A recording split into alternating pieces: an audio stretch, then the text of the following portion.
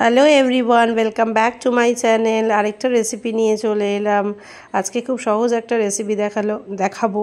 বুঝতেই পারছো আজকে কি করব। আজকে করব হচ্ছে মাটন কিমা। তো যা যা লাগে সেগুলো দেখে নাও। আদা বাটা, রসুন বাটা, লঙ্কা বাটা, পেঁয়াজ, টমেটো কুচি, মাটন কিমা সেদ্ধ আর আলু আর তেজপাতা, আর এদিকে জিরে গুঁড়ো, ধনে গুঁড়ো, লঙ্কা গুঁড়ো, হলুদ গুঁড়ো, নুন, সমস্ত কিছু আমি গুছিয়ে নিয়েছি। কাঁচা লঙ্কা, আলুটাকেও ভেজে রেডি করে নিয়েছি। তো এবার আমি গ্যাসটা ধরিয়ে দিলাম, রান্নাটা বসিয়ে দেবো। কিমাটাও সেদ্ধ করা রয়েছে, তাই খুব একটা সময় লাগবে না রান্নাটা করতে। এটা খুব সহজই একটা রেসিপি, তবুও আমি আমার মতো করে মনে হলো তাই একটু শেয়ার করলাম।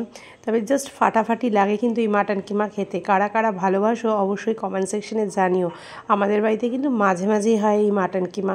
যদিও মাটন কিমাটা ওর বাবা রান্না করে, বাট আজকে দায়িত্ব পড়েছিল আমার ওপর রান্না করার। তো দেখো, তেল দিয়ে দিয়েছি কড়াইয়ে পরিমাণ মতো, তারপরে দিয়ে দিলাম তেজপাতা আর বেশ খানিকটা পরিমাণে রসুন থেতো করা।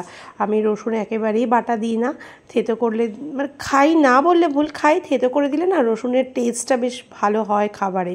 তো ভালো করে এবার লাল লাল করে রসুনটাকে ভেজে নেব তেজপাতার সঙ্গে। আর এত সুন্দর ফ্লেভার ওঠে এরকমভাবে ভেজে নিয়ে রসুন দিয়ে রান্না করলে, মানে দারুণ লাগে। আমি পেঁয়াজটা পরিমাণে কমই দিই, যে কোনো পেঁয়াজ রসুনের রান্নায় আমি একটু রসুনটা বেশি দিই, তাতে আমার মনে হয় ফ্লেভারটা ভালো ওঠে। এবার দেখো, টমেটো কুচি আর পেঁয়াজ কুচি একসাথে রাখা ছিল আমার কেটে, একবারে আমি টমেটো কুচি আর পেঁয়াজ কুচি দিয়ে এবার ভালো করে রসুনের সাথে মিশিয়ে দেবো। আমি কিন্তু আদাটা এখনও দিইনি, আমি আদাটা পরে দেবো। এবার আমি স্বাদ মতো অল্প করে লবণ দিয়ে দেবো, তাহলে তাড়াতাড়ি পেঁয়াজটা আর টমেটোটা আমার মজে যাবে। যত তাড়াতাড়ি মজে যাবে তত তাড়াতাড়ি রান্নাটা হয়ে যাবে আমাদের। তার জন্য আমি ওখানে অল্প করে দিয়ে আমি ঢাকা দিয়ে দিলাম লবণ দিয়ে। তো খানিকক্ষণ পর ঢাকাটা খুলে দেখতে পাচ্ছ তোমরা যে টমেটো কিন্তু অলরেডি গলে গেছে, আর পেঁয়াজটাও বেশ কালারটা চেঞ্জ হয়ে গেছে। এবার আমি ঢাকা দেওয়ার সময় গ্যাসটাকে কমিয়ে দিয়েছিলাম। এবার আমি গ্যাসটাকে আবার হাই ফ্লেম করে দিয়ে পরিমাণ মতো আদা বাটা দিয়ে দেবো। আদাটা পেস্ট করাই ছিল, আর পরিমাণ মতো কাঁচা লঙ্কা, মানে পাকা যে লঙ্কাগুলো হয় না, সেই পাকা লঙ্কাটা আমি বেটে রেখে দিই রান্নায় দেওয়ার জন্য। যেহেতু আমি লঙ্কার গুঁড়ো বলতে কাশ্মীরি লঙ্কার গুঁড়ো খাই, তার জন্য আমি এই লঙ্কা বাটাটা ইউজ করি সমস্ত রান্নায়। যখন এটা না পাই তখন কাঁচা লঙ্কা বাটা ইউজ করি। তো যাই হোক, আমি আদা বাটা লঙ্কা বাটাটা দিয়ে এবার ভালো করে আরেকটু কষিয়ে নিয়ে দেখো একটু একটু তেল ছেড়ে গেছে অলরেডি। এবার আমি আর যা যা আমার মশলা লাগবে সেই মশলাগুলো দিয়ে দেবো। যেহেতু আমার কিমাটা একটু নুন দিয়ে সেদ্ধ করা ছিল, পেঁয়াজের সঙ্গে আমি একটু নুন দিয়েছিলাম, তাই এখানে পরিমাণ মতো অল্প করেই আমি নুন দিয়েছি।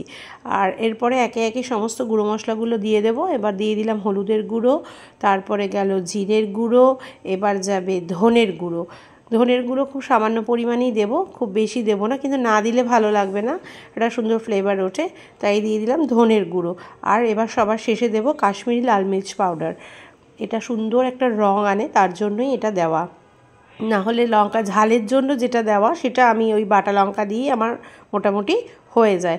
এবার আমি এই সমস্ত মশলাগুলোকে ভালো করে নিয়ে ভালো করে কষিয়ে নিতে হবে। যতক্ষণ না মশলার কাঁচা গন্ধটা চলে যাচ্ছে ততক্ষণ ধরে ভালো করে কষিয়ে নিতে হবে। আর হ্যাঁ, তেল কিন্তু আমি একটু কমই দিয়েছি, কারণ যেহেতু মাটন কিমা, সেখানে চর্বিতে বেশ খানিকটা তেল বেরোয় চর্বি দিয়ে, তার জন্য আমি তেল খুব বেশি পরিমাণে দিইনি। আর এই যে দেখো, মশলাগুলোকে ভালো করে মিশিয়ে নিয়ে এবার কষাচ্ছি। এবার সামান্য একটু জল দেব, কারণ যেহেতু একটু লেগে লেগে যাচ্ছিলো কড়াইয়ে, তাই সামান্য একটু জল দিয়ে ভালো করে নেড়ে চেড়ে নেব। আর নেড়ে চেড়ে নিতে নিতে দেখো, পাশ দিয়ে কিন্তু অলরেডি আমার তেল ছাড়া শুরু হয়ে যাচ্ছিল। আর এখানে কাঁচা লঙ্কা দেবো আমি। মাটন কিমা যেটা সেদ্ধ করা ছিল তার মধ্যেই আমি কিন্তু কাঁচা লঙ্কাগুলো চিড়ে চিড়ে দিয়ে দিলাম। উফ, যা ফাটাফাটি হয়েছিল না খেতে, একেবারে তেলে ঝালে সব একসাথে হয়েছিল। তো যাই হোক, আলুগুলোও ভেজে রেখেছিলাম। আলুগুলো চন্দ্রমুখী আলু বলে মোটামুটি ভাজার সময় খুব বড় করে তো কাটা না, মোটামুটি আধা সেদ্ধ হয়েই গেছিলো, প্রায় 70% সেদ্ধ হয়েই গেছিলো। আর এই যে দেখো, অলরেডি মশলাটাও কিন্তু কষানো হয়ে এসছে। বুঝতেই পারছো, পাশ দিয়ে বেশ সুন্দর তেল ছেড়ে দিয়েছে, মশলাটা লেগেও যাচ্ছিলো। আবার একটু জলও দিলাম আমি। এইবার আমি দিয়ে দেবো আলুগুলো, কারণ মাটন তো পুরোপুরি সেদ্ধ। আলুগুলো জাস্ট একটু আগে দিলাম, কষাতে কষাতে এবার মোটামুটি সেদ্ধ হয়ে যাবে, আর একটু চাপা দিলেই হয়ে যাবে, কারণ 70% তো অলরেডি সেদ্ধ হয়েই রয়েছে আলু। এইবারে এর সঙ্গে চলে যাবে এবার মাটন কিমা। উফ, ফাটাফাটি লাগে বলো। দারুণ লাগে। আমার তো মাটনের থেকেও মাটন কিমা খেতে বেশি ভালো লাগে। মাটন তো ঠিক আছে চলেই, কিন্তু কিমা খেতে দারুণ লাগে। এবার আর কিছুই না, ব্যাস এবার ভালো করে এটাকে ফুটবে, তারপরে দেখে নেব আলুটা একটু সেদ্ধ হবে। দেখলে তো আলুটা যেহেতু বললাম যে আর একটু সেদ্ধর দরকার, এবার আমি ভালো করে এটাকে কষাবো। কষিয়ে তারপরে এটাকে আমি চাপা দিয়ে রাখবো গ্যাসটা কমিয়ে, কারণ আলুটাকে সেদ্ধর জন্য আমাকে একটু ছাড়তে হবে গ্যাসটাকে, মানে কমাতে হবে আর কি। এই যে দেখো আস্তে আস্তে এবার ফুটে উঠুক, ফুটে উঠলেই আমি চাপা দিয়ে দেব।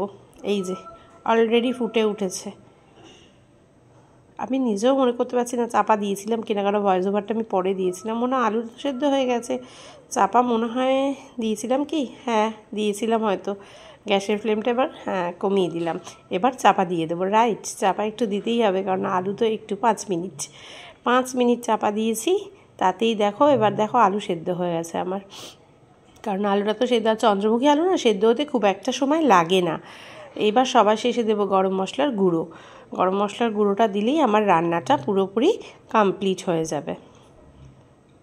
তখন এই পর্যায়ে কিন্তু গ্যাসটা একদম সিমেই ছিল, আমি কিন্তু বাড়াইনি, একদম সিম করা ছিল গ্যাসটা। এবার আমি গ্যাসটাকে পুরোপুরি বন্ধ করে দেব।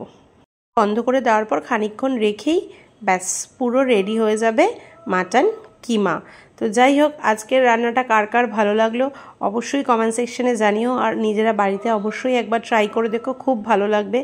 আর ফেসবুক থেকে যারা আমাকে দেখছো তারা আমার চ্যানেলটাকে, তারা আমার পেজটাকে ফলো করো, আর যারা ইউটিউব থেকে দেখছো তারা চ্যানেলটাকে সাবস্ক্রাইব করো। আমার সাথে থেকো, আমার পাশে থেকো। আবার দেখা হবে নতুন কোনো রান্নার ভিডিও নিয়ে।